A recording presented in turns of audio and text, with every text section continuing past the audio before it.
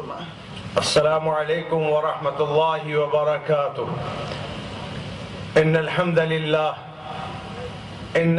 للہ حمدا کثیرا طیبا مبارکا فیہ واشہد ان لا الہ الا اللہ وحدہ لا شریک لہ واشہد ان محمدا عبدہ ورسولہ اما بعد اعوذ باللہ من الشیطان الرجیم بسم اللہ الرحمن الرحیم یا ایہا الذین آمنوا اذا لقیتم فئة فاثبتوا واذکروا اللہ کثیرا لعلکم تفلحون۔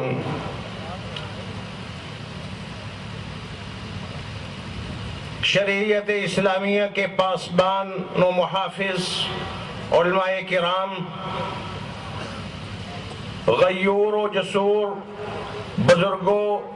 ملت اسلامیہ کا روشن مستقبل نوجوانوں، میرے لیے یہ سعادت ہے کہ آل انڈیا مسلم پرسنل لا بورڈ کے اجلاس عاملہ کے موقع پر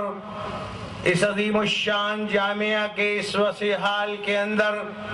میں آپ حضرات سے مخاطب ہوں۔ دراصل بات برادر گرامی مولانا سلمان حفظہ اللہ نے بہت عمدہ کہی اور آنے والے مقررین کہیں گے، اور آج ہم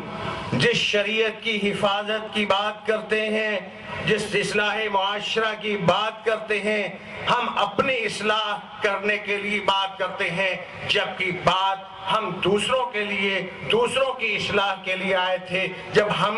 تاریکیوں کے اندر چراغ جلانے کے لیے آئے تھے، ہم بھٹکے ہوئے راستوں کو اصلاح کی طرف لانے کے لیے، راہ دکھلانے کے لیے آ گئے تھے۔ آج جو راہ دکھلانے والے تھے، جو رہنمائی کرنے والے تھے، جو لوگوں کو بتلانے والے تھے، آج ہم دوسروں کی اصلاح کرنے کی بجائے اپنے لیے ہی کھڑے ہوئے ہیں۔ ارے اللہ کے نبی صلی اللہ علیہ وسلم نے پیغام دیا تھا، وہ پیغام جس کی وضاحت کی مولانا سلمان صاحب نے، جو سجاد صاحب کہیں گے ہم مدنی طلبہ ہیں، مدینے کے اندر مدینے کی گلیوں کو چھانا ہے، احد کی عظمت کو ہم نے جانا ہے، ہم نے مدینے کی گلیوں کو چھان کر ہم یہ کہہ سکتے ہیں، ہم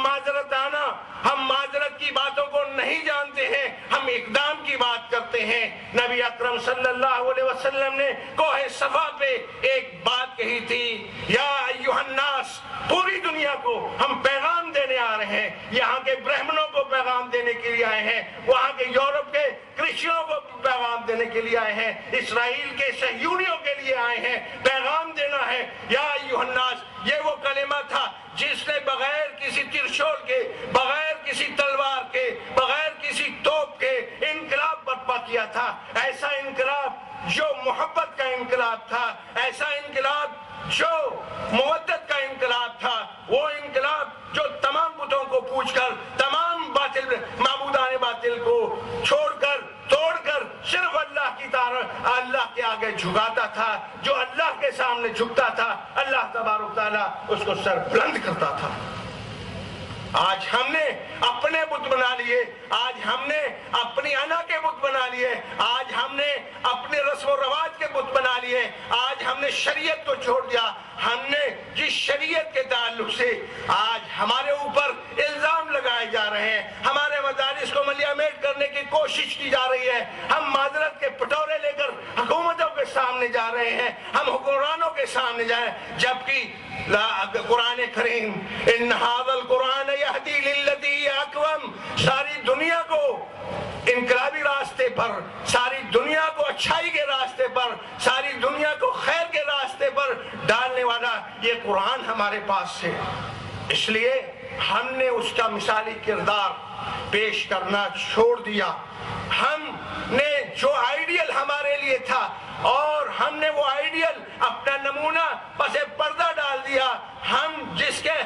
جن کے لیے نمونہ بن کر آئے تھے، ہم نے ان کو اپنا نمونہ بنا لیا۔ اس لیے ہم آج بات کر رہے ہیں یہاں تحفظ شریعت کی۔ میں بات تفصیل سے علماء کرام، چونکہ میری ٹرین کے اندر صرف 40 منٹ رہ گئے ہیں، بزرگوں نے کہا کہ مجھے بات کرنی ہے، اس لیے تاکہ میں بھی انگلی کٹا کے شہیدوں کے اندر شریک ہو جاؤں، چند باتیں آپ کے سامنے کہنا چاہتا ہوں۔ آج دنیا کے اندر ایک دندنا ہے، پورے ہندوستان کے اندر میری جماعت، آپ کی جماعت، اس کی جماعت، سارے اعلان کر رہے ہیں ہم دہشت گرد نہیں، ہم دہشت گرد نہیں۔ ارے معذرت کس بات کی؟ دہشت گردی کے خاتمے کا اصول ہم ان کو معذرت کر رہے ہیں جو دہشت گرد ہیں، جو دہشتی پھیلا رہے ہیں، جو دہشت، جو امن پسندی کے ان اڈوں کو ملیا میٹ کرنا چاہتے ہیں، جو اللہ اور اللہ کے رسول کے لیے کہ سربلندی کے لیے عرض انبیاء کے اندر اپنے لہو لہان ہو رہے ہیں، ان کے سامنے اپنے وہ لوگ دہشت گردی کے خاتمے کی مہمیں چلا رہے ہیں جو دہشت گرد ہیں، جبکہ دہشت گردی کے خاتمے کا اصول اور وہ نورانی اصول اللہ تبارک تعالیٰ نے قرآن کے اندر بتلایا۔ بس اسی بات پر اپنی بات کو ختم کروں گا کہ دنیا کے اندر جو فساد برپا کرتے ہیں، جو تعدی کرتے ہیں، جو ظلم کرتے ہیں، جو بغاوت پھیلاتے ہیں، ان کو مارو، ان کو ملک بدل کرو، ان کی ٹانگیں توڑو، ان کے ہاتھ توڑو، ان کو پھانسی پر لٹکا دو، اور پھر تم دیکھو کیسے امن اور ان کی یہ سزائیں دنیا کے سامنے دکھلاؤ، تاکہ عبرت ہو ان لوگوں کے لیے جو مجرم ہیں، عبرت ہو ان لوگوں کے لیے جو لوگوں کو برباد کرتے ہیں، اور ان لوگوں کے لیے نشانی بنے۔ اور پھر اللہ تبارک تعالیٰ نے فرمایا یہ دنیا کے اندر خزی ہے، ان کے لیے ذلت ہے، رسوائی ہے، آخرت کے اندر عذاب علیم ہے۔ معجزہ قرآنی ثابت کر دیا اس قرآن کریم کی سچائی کو، چلتے چلتے متفقہ طور پر پوری دنیا کا سب سے بڑا دہشت گرد، اس کو اللہ تبارک تعالیٰ نے ہمارے